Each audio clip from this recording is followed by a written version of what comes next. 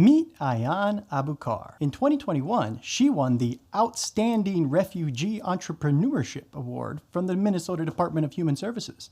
And in just a few years, her nonprofits generated over $5.7 million in revenue. How amazing! Today, she's a convicted felon who helped steal millions meant to feed hungry children. And her story perfectly illustrates Minnesota's fraud epidemic. So sit back and enjoy the unbelievable story of Ayaan Abukar. When COVID hit and government money started flowing from a fire hose, Ayaan saw an opportunity. She signed up her nonprofit for Feeding Our Future, which we all now know for their $250 million fraud scheme. And from October 2020 to early 2022, she claimed that her sites in Bloomington, Minneapolis, Savage, St. Paul were feeding 5,000 or more kids daily. In reality, no sites actually existed, and the kids didn't exist either. Prosecutors say that she alone pocketed $5.7 million. Quite the entrepreneur, I would say. What did she do with the money? Well, she bought a 37-acre commercial property in Lakeville. She purchased a jet in Nairobi, Kenya, and she sent hundreds of thousands of dollars back overseas to who knows who.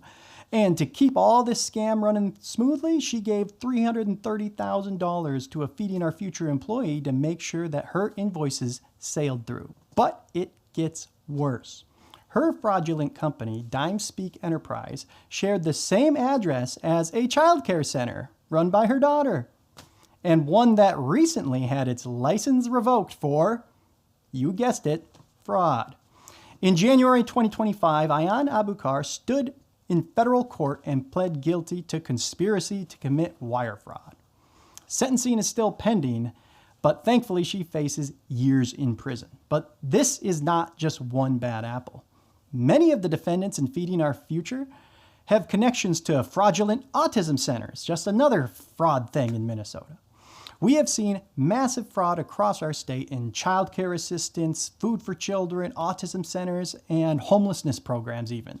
It's systemic, and frankly, it's embarrassing. And if this makes you angry, I mean, it makes me laugh sometimes, but man, it makes me angry. Well, it should. Share this video, because we need people to know so we can get real answers. We need to make it impossible to block real reform, as has been done repeatedly in the past.